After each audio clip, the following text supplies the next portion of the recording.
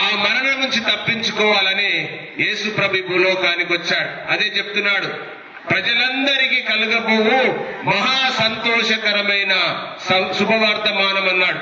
మహా సంతోషకరం ఎందుకంటే మరి అందరము మరణం నుంచి తప్పించుకోలేదు, మరి యేసు ప్రభు మాత్రమే మరణం నుంచి తప్పించగలడు. అందుకన్నాడు, మరి తన ప్రజల పాపముల నుంచి విడిపించడానికి యేసు ప్రభు మరి కన్య మరియ నుంచి జన్మించాడని బైబిల్ సెలవిస్తుంది.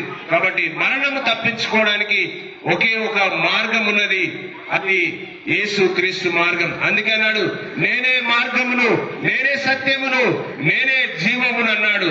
కాబట్టి నా ద్వారా తప్ప తండ్రి యొద్దకు ఎవడు రాలేదన్నాడు. కాబట్టి నరకమును తప్పించుకోవడానికి యేసు ప్రభు మార్గం ఒకటే ఉన్నది. కాబట్టి దయచేసి మరి మనకు రెండు జీవితాలు లేవు, ఒకటే జీవితం ఉంది. ఈ ఒక జీవితం